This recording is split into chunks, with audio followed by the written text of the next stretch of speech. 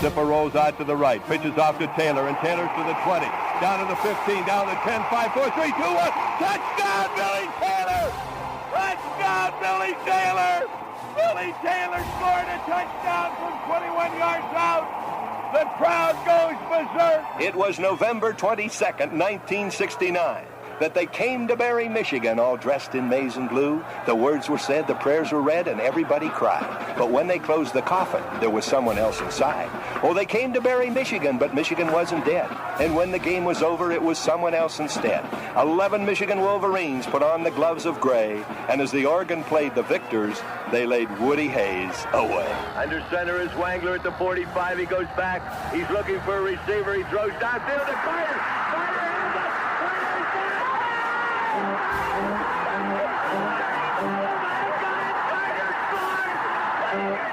Who's got it better than us? Nobody!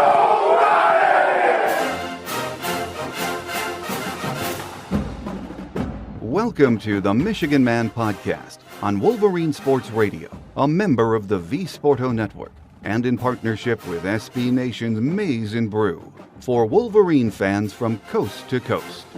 Go Blue and welcome to the show. I'm your host, Mike Fitzpatrick.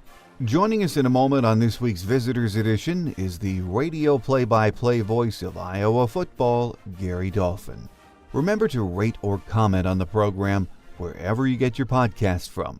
I always enjoy hearing your thoughts on the show and anything Maize and Blue.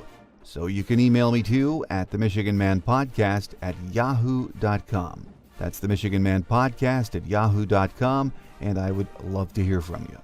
To get us rolling today, here is my view from Section 17. I'm still not sure what our win over Rutgers means.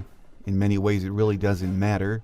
We needed to get a win and wash the taste of the Wisconsin game out of our mouths. So in that way, it was a very good win. Saturday against Iowa will tell us more about this team. I've heard the Hawkeyes referred to by various media outlets this week as Wisconsin Light, but they could end up being a better team than the Badgers. Here is an overused word when it comes to football speak these days, identity. But Iowa does know exactly who they are. Now, they don't come at you with anything sexy. They line up and they run right at you, and if you let them do that and have some success, their play-action passing game lights you up. They are a physical, hard-working team, and I've always respected this program. In my youth when Hayden Fry revitalized Iowa football, and now under the direction of, in my opinion, one of the best coaches in college football, Kirk Ferentz. The Hawkeyes also have a very good defense with a couple of NFL-caliber defensive linemen. They are physical in the trenches, try and take the run game away from you, and force you into turnovers. They are a well-coached, rock-solid football team. My guest today says this is a huge barometer game for the Hawkeyes, too, and they will not be intimidated coming into the Big House. Iowa radio play-by-play voice Gary Dolphin joins us next on this week's Visitors Edition of the Michigan Man, in partnership with our friends at SB Nation's Maize and Brew.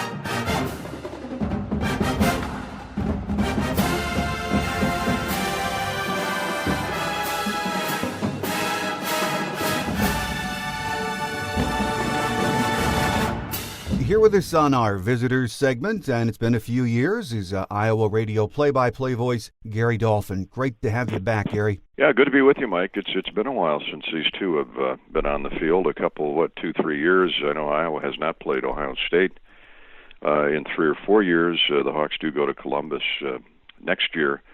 But, it's just the way that with 14 schools now, as you know, it's the way that schedule rolls out. Somebody rolls off, somebody rolls on. every year with the divisional thing. I don't think we're done with restructuring yet. I look for more changes down the road schedule-wise, but it's always great to have the Hawks and the Maize and Blue together. Oh, absolutely. I'm looking forward to it. Always do. Playing Iowa is a program that does it right. The fan base is just very passionate about their team. Really is a great fan base, isn't it, Gary? It's terrific. I mean, for a small state, it's the smallest public institution in the Big Ten, 3 million people in the entire state. You probably got that in your neighborhood up around Detroit. It is a different nut to crack, and absent of any professional sports teams, other than a few minor league baseball teams, the Cubs have their AAA team in Des Moines, which is very well supported. They've got a AAA hockey club there from the the Minnesota Wild. It is. The Hawkeyes are kind of the centerpiece. Not to slight Iowa State. You got two terrific major Power 5 universities representing two great leagues in the Big Ten and the Big 12, and the state grinds to a halt every year for that game. But the Hawkeye fans have historically been passionate, and certainly since the young lad from Dowagiac, Michigan, I hope I got that pronounced right, Forrest Evashevsky, found his way to Iowa in the 50s, and they won several Big Ten titles and several Rose Bowls, and then had a dip. Hayden Fry came in and re-energized the fan base in the late 70s, and as you know, when you have two head coaches the last 40 years, you can build some consistency, both in the fan base and on the field, and that's what Hayden and Kirk Ferentz have done. Well, absolutely. And if you're of a particular age, I mean older, like me, Iowa football means Hayden Fry. I remember Michigan's old radio play-by-play guy, Bob Ufer, used to call him the old riverboat gambler. And so much of what Iowa football is today is because of Coach Fry, isn't it? That and the Big Ten. One of the most interesting stats that I've ever come across, I'm not really a stat guy, but prior to Hayden Fry's arrival at Iowa in 1979, and I'm going to get the number wrong, but suffice it to say, Michigan and Ohio State had won or shared every Big Ten championship for the better part of 20 years. And Hayden Fry rolled into town from Texas, and over the next 10 or 12 years, I think it was 8 Big Ten schools won or shared a Big Ten championship. Hayden came in and really changed the way offense was played. More of a wide-open style, not the spread, because he still had guys like Ronnie Harmon and David Hudson and Owen Gill and outstanding running backs, but he really revolutionized the tight end position. He stood him up, threw the ball to him a lot. Iowa's had an incredible run of All-American tight ends since Hayden arrived. And then Kirk Ferentz polished that a little bit, changed some things, but over the next, I think it was, 80 to 90 or 91, close to 8 Big Ten schools won or shared it. It wasn't just the Buckeyes or the Wolverines. Every year they had been dominant for so long. But when Hayden got here, of course, along came Joe Tiller at Purdue. There were some other coaches that came in and followed his lead. And that's why this league, I still feel, is the most entertaining top to bottom in the country each and every fall. Oh, I agree with that. And I think a lot of us that covered the Big Ten, Gary, would also agree. Coach Ferentz just doesn't get the credit he deserves for what he's done at Iowa. And, I've never understood why that is. Do you think he's underrated and underappreciated around the conference? I don't know if he's very underappreciated or underrated. I mean, he's the longest-serving head football coach in America, and he loves Iowa. He's a Pittsburgh boy. As a matter of fact, he was born in Royal St. Clair. Is that right? In Royal Michigan. Oak. He was born in Royal Oaks. Yeah. Mm-hmm. Born in Royal Oaks, grew up in Pennsylvania. And I think it goes back to Hayden Fry and his coaching tree, where Hayden always said, "I don't want to hire anybody that doesn't aspire to be a head coach," and that's a great nugget to apply to everyday life in corporate America, or when you get up and go to work every day. You want to be at the top eventually, and Hayden obviously had a great eye for talent, because he now has. There was an article in the Wall Street Journal a couple of years ago. He now has more head coaches off his tree than any school ever, and that includes, I think, Bear Bryant second, and Bobby Bowden might be third, or Lou Holtz. So you can see he's in a pretty select company, and Kirk happens to be the next one in line. He's going to have Hayden Fry, I speak of, will have 5 Hall of Fame coaches off that original staff, counting himself. You've got Barry Alvarez, Bill Snyder, Bobby Stoops, and Kirk Ferentz. So that's a pretty good well to draw from, and it's no small wonder that Iowa at least is consistent. But to your original point, I think he is underappreciated for the consistency of bowls, and yeah, we all agree there are too many bowl games, but it is a reward for a season well played, and Iowa's averaged 8 or 8.5, 9 wins a season, and over the last 10 years that Kirk's been around, that includes that undefeated season in 2015 before they lost that heartbreaker to Michigan State in the Big Ten championship game. He's very consistent in his approach and his mannerisms. Iowa does it a little bit differently because they don't have the population base or the 4 and 5 stars to recruit from like you do in your neighborhood. He does it with strength and conditioning. He does it with finding guys that can play multiple positions. He's very astute at going after, number one, quarterbacks, and number two, quarterbacks are skill position players that are at the head of their class academically, and maybe they're team captains for a couple of years. And it's always worked well for him. Well, as we know, you're mentioning the quarterback. A good quarterback can be the difference between a good team and a team that challenges for a championship. Nate Stanley, Iowa's quarterback, a very experienced leader, and he's a darn good quarterback, isn't he? A model of consistency. Not heavily recruited out of high school. He's comes from northwest Wisconsin, across the river from the Twin Cities. And as soon as Paul Chryst got the job at Wisconsin, he tried to get Nate to flip, and I can see why Paul tried to do that when Paul came in here from Pitt a few years back. But Nate kept his commitment, and there's another example, outstanding in the classroom, but was a multiple sport star, great basketball player. I mean, he's 6'4", 6'5", 245 pounds, and he's showing this year a side of him that we haven't seen a lot of, and that is running for first downs. He's not afraid to take off, tuck it, and go. He had 2 huge plays, running plays in the Iowa State game that ultimately helped Iowa save that to the victory column. But to your point, he's 30 yards shy of 1,000 passing yards for the season. He's upped his percentage of completion to 65%, 64.5%. But most notably, he has not turned the ball over. And Iowa's +5 in turnovers, Mike, and it has as much to do with Nate Stanley and the offense as it does with the defense. Well, this Iowa offense has been very good so far this year. It's balanced, but it has been running back by committee so far, hasn't it, Gary? Yeah, it has, and that really bubbled over last week against, granted, Middle Tennessee. You saw them week one. Not real good against the run. I mean, they're very undersized, but when they get into Conference USA, I think Coach Stockstill's team will do just fine if they stay healthy. But last week we saw Torrin Young emerge. He's more, you'll remember Sean Green, obviously, from a few years ago, and he's not Sean Green yet, but he reminds me a little bit of LaShawn Daniels, who's that 6'1", 225-pound inside zone power back that can really carry the mail, good speed. Torrin's a young guy out of Madison, another one that got away from the Badgers, but he's averaging 7 yards a carry. He broke loose last week for 133 yards, 53 on one play, which was Iowa's longest play from scrimmage this year. Mekhi Sargent, kid out of Florida, who's a junior college transfer.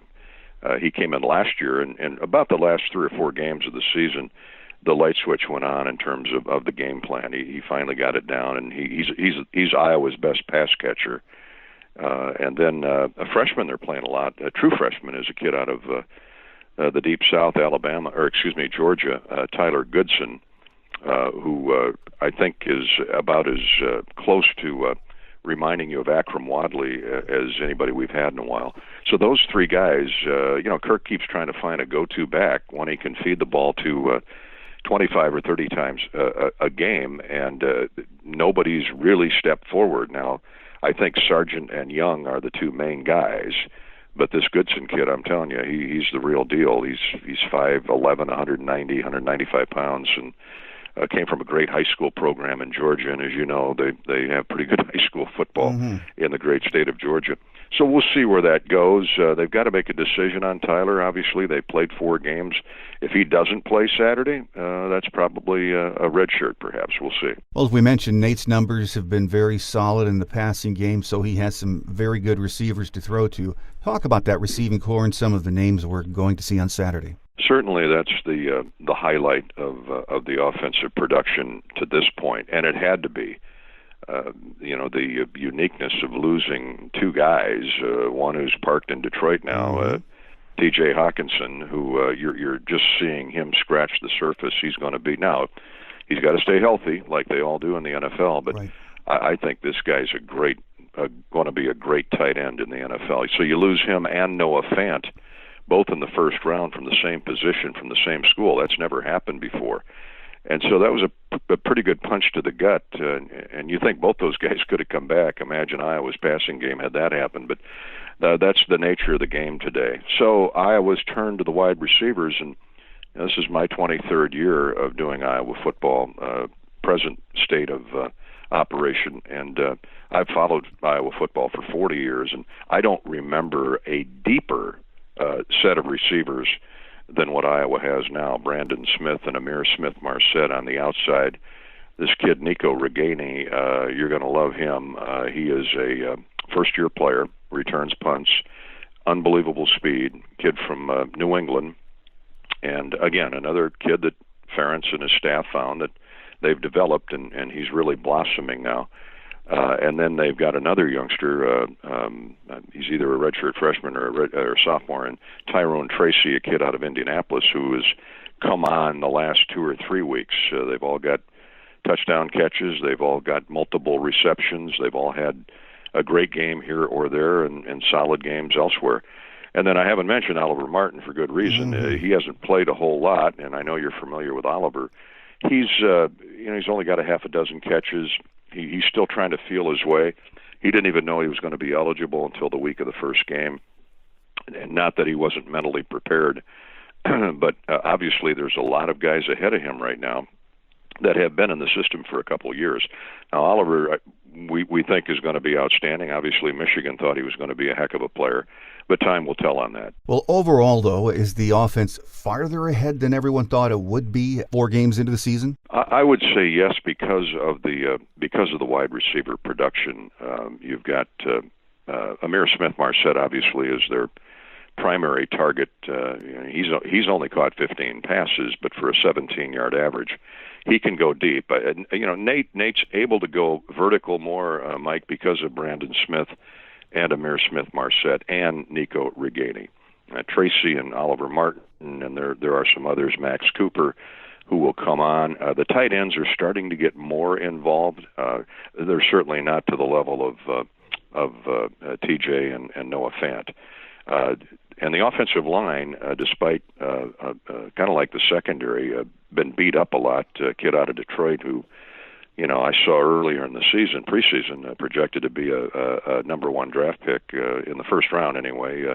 Alaric Jackson, he got hurt in game 1, a knee sprain. He has not been back.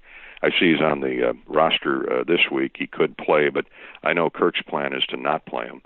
So they moved Tristan Wirfs from right tackle to left tackle, then they throw him back over at right tackle, and they've got 2 or 3 guys that have been playing that position as well as inside. And so it's been kind of a mixing bowl, a lot of moving parts in the offensive line.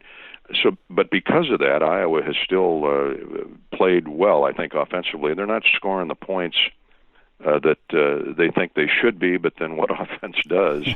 Iowa State had the best returning defense in the Big 12. Middle Tennessee, okay, they got it going against the Blue Raiders. Opening day, they were solid against Miami with 38 points and shut out Rutgers 30-0. I guess my point is the offense hasn't really been tested by a top to bottom, a solid defense, and I know Coach Harbaugh isn't happy where his defense is at yet. But clearly, this is going to be the most athletic, fast defense that Iowa's faced at this point. So we'll see. We'll see what happens. But yeah, I would agree with you. The offense is probably ahead of schedule. With us on our visitor segment today, Iowa radio play-by-play voice Gary Dolphin. Gary, over on the defensive side, Iowa ranks 3rd in the Big Ten in points allowed. It's 8.5 points per game they've given up. only allowed 4 touchdowns in 4 games, and maybe they haven't been tested much yet, but those are very impressive statistics. Yeah, and I'm one of those old school guys. I look at points allowed, and with 3 given up to Middle Tennessee last week, they're below 10 points a game allowed. If you're doing that on a consistent basis, granted the competition ratchets up Saturday, but I think to your point, big picture is this defense was expected to be good, and so far it has been good despite a depleted secondary. They're missing, or they've missed at one time or another 3 starters. That one is back for sure, and I don't know that the other 2 will be. But they've lost a lot of good players early to the NFL and to injury the last few years. So they're playing a walk-on kid at free safety, Jack Kerner, who's a sophomore out of Des Moines, comes from a great high school program, Dowling High School, which has won 4 or 5 consecutive state championships. And he's played really well, quite frankly. He's taking Kevon Merriweather's place, kid out of Michigan, who they really have been grooming to jump in there. And he probably will not play on Saturday. Matt Hankins, their right cornerback, yanked a hamstring a few weeks ago, and that's not good for a cornerback when you're favoring a hamstring. So they've moved a true freshman, DJ Johnson, into that spot. And I will tell you, DJ and Jack Kerner have really played admirably. Geno Stone is a terrific, strong safety, and Michael Ojemudia, kid from Farmington Hills, has a couple interceptions and is the leading tackler in that secondary. He is a cover corner on that left side, and they'll move him around. But whoever Michigan's favorite receiver is, in Harbaugh's mind anyway, Michael, you can bet, will be on him. So despite all the injuries in the secondary, they really have held their own because of the front 7. Iowa likes to play that 4-2-5 defense, that cash position, extra D-back the last couple of years. But they've not been able. They couldn't afford to do that, at least to this point, because of the injuries to its secondary. So they've gone back. Phil Parker, Michigan State guy, has gone back to the base 4-3, and why not? He's got a consensus preseason All-American and A.J. Epinesa at one defensive end. 2 young guys out of Detroit who I love, Chauncey Golston and Cedric Lattimore. They really flashed Mike in the Outback Bowl game against Mississippi State on New Year's Day. They really played well, forced a turnover or 2. Brady Reef is at the other tackle spot. If he's healthy, he bummed up a knee in practice a week ago, but he is back. How much he plays, I don't know. That's Riley Reef's younger brother. And when Brady did not play last week, they pushed Davion Nixon in there, a highly recruited kid out of high school who had to spend a year at junior college to get his grades in order. He had 7 tackles last week, 2.5 for loss and a sack. So this young guy in his first year of major college football has really come on. So they are deep along the defensive front. They try to play 7 or 8 guys to keep them fresh. And I'll give you another little feature. A kid from Hillsdale College transferred into Iowa this year. As you know, Iowa doesn't take many grad transfers, but Zach Van Valkenburg is a young guy out of Zeeland, Michigan. I got to tell you, I'm not sure where Zeeland is, but he's been playing more and more. And Zach's a great young guy. The state of Michigan should be proud of that kid. I guess what I'm saying is Iowa's gotten lucky with a lot of good kids out of Michigan here the last few years, and hopefully they perform well in their home state Saturday. Well, looking at this Iowa roster, I was looking over special teams, and I thought, oh my gosh, Keith Duncan, he's still there. And I'm sure a lot of Michigan fans remember him too. He kicked that 33-yarder that beat us at Kinnick in 2016. Solid kicker, isn't he? He's even more solid now than he was then. Yeah. And I'm not trying to throw scare into anybody because, but that's just who he is now. Think about this: when he kicked that field goal against the Wolverines to end the game, and that Saturday night a couple of years ago, got redshirted the next year, and for good reason, because they had Miguel Recinos a year ago. Got beat out a year ago. Could not get ahead of Miguel Recinos. Now, if you're a kicker and you're sitting around for 2 years, you're probably going to transfer. You're probably because you want to play. I mean, you want to see the field. This kid, who's brilliant in the classroom, stuck with it. He said he learned a lot from Miguel Recinos. who literally won the Mississippi State game. I think he had 3 or 4 field goals in that game at the Outback Bowl and concluded a terrific career. And Keith Duncan just kept his nose to the grindstone, and look at him now. He was perfect up until last week. He missed one last week. I think he kicked 2 or 3. And so he's missed one all year. He's like he's like, I think it's 14 for 15, something like that. But for his career, he's been near perfect, and he's perfect on point after tries. Now, you got to have a good long snapper, and you got to have a good holder. I get all that, but he's a pleasant interview, soft-spoken kid, quiet, out of North Carolina.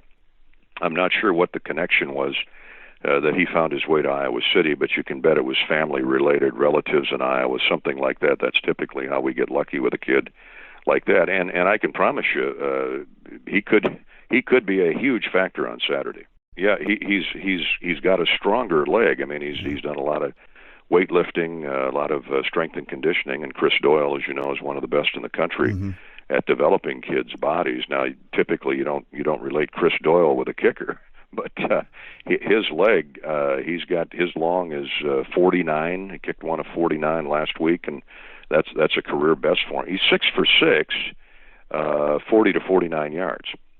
So the longer, the better, as far as Keith Duncan's concerned. So we'll see. Well, Gary, Iowa has won 2 straight against Michigan, 5 of the last 6 games. And I keep telling our fans this, they're not going to be intimidated by a trip to the Big House, are they? No. Well, first off, I really don't get into history. 5 of 6. Michigan won 30 of the first 40 or 35, something like that. It's a new rosters, new year. I'm just glad that we're playing. The Hawks are playing one of the great traditional programs in all of college football, and Kirk made mention of that yesterday or Tuesday, in his press conference. But it's good to see these 2 traditional school uniforms back on the field. Playing each other. They're both, I know Michigan's gone to more of a spread offense, but traditionally they're just blue collar guys.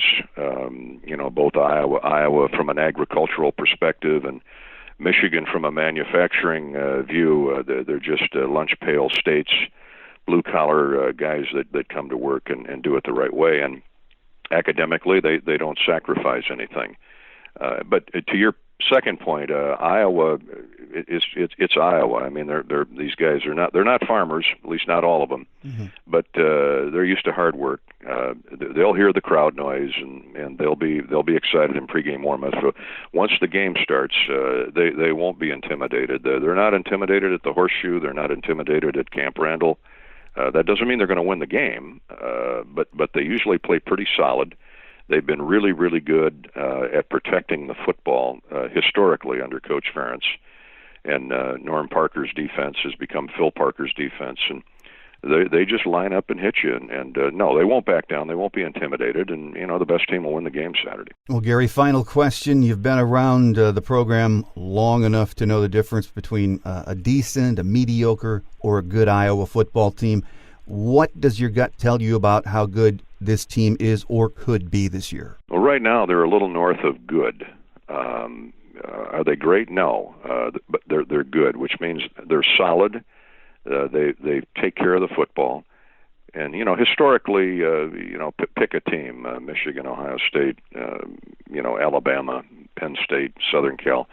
Typically, great teams, if they're going to be a great team, it starts up front, blocking and tackling. But I don't want to oversimplify it, because historically I've heard it. Many Hall of Fame coaches say, if you have a really good quarterback and you have a really good defense, then you got a chance to win championships. Well, Iowa has a really good quarterback, and I think they've got a solid defense. I'm not ready to label them outstanding yet. I mean, the numbers would tell you differently, but we'll find out. As Coach Ferentz always likes to say, when you get to October and November in the Big Ten and you're playing in the upper Midwest, you better be able to run the football. So if your listeners are looking for a key early on Saturday, which team runs the football. I know it's simplistic, but that's going to get it done in October and November when the temperature drops into the 40s and the winds start to swirl. Well, I agree with that. So we shall see. It's supposed to be a good weather day, a nice early October Midwestern kind of a day. Partly cloudy, 60 degrees, but we're going to be dry. So that big fan base that's coming in for the game is going to enjoy the day. We're looking forward to it, and we thank you for joining us today. Our guest on our visitor segment has been Iowa radio play-by-play voice Gary Dolphin.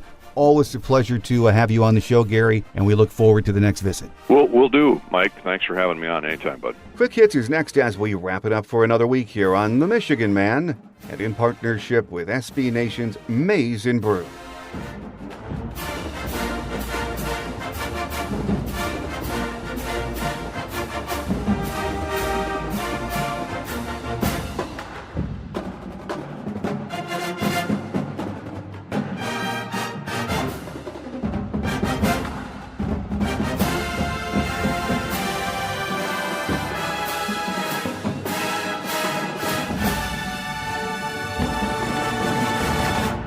On Quick Hits today, nothing new on the injury front. Dylan McCaffrey and Sean McCune are out, as is Josh Ross. Michael Dwumfor should see more playing time.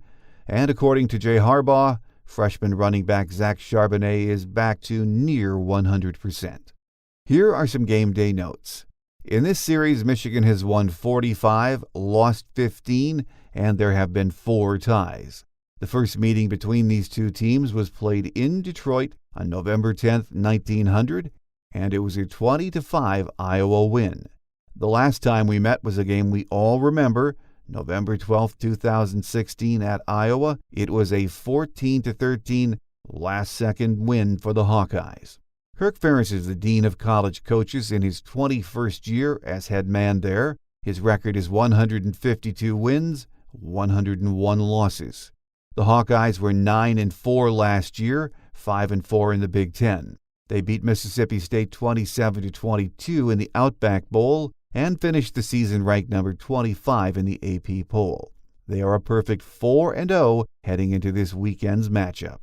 Kickoff is at 12 noon. It's homecoming, so try to get there early. And the weatherman says it will be cloudy with temps hovering around 60, winds gusting from 10 to 15 miles per hour. But we're supposed to stay dry, so a perfect early October Saturday for football. Thanks again to Iowa radio play-by-play voice Gary Dolphin for joining us this week. Next week we head to Champaign-Urbana for another 12 noon kickoff against Brandon Peters and the Fighting Illini. So on Tuesday we'll have our game day show with scheduled guest Nick Baumgartner from the Athletic Detroit. On Thursday's Visitors Edition, we hope to have Illinois radio play-by-play voice Brian Barnhart. So make sure you join us again next week. That will do it for now. I'm your host, Mike Fitzpatrick. Think victory, beat Iowa. Enjoy the game, everyone, and have a great Wolverine weekend. Until we meet again, take care, and as always, go blue.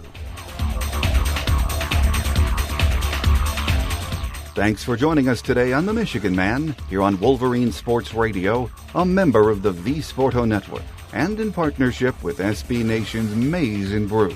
Our listener lines are open 24/7 for your calls at 313-263-4842. That's 313-263-4842.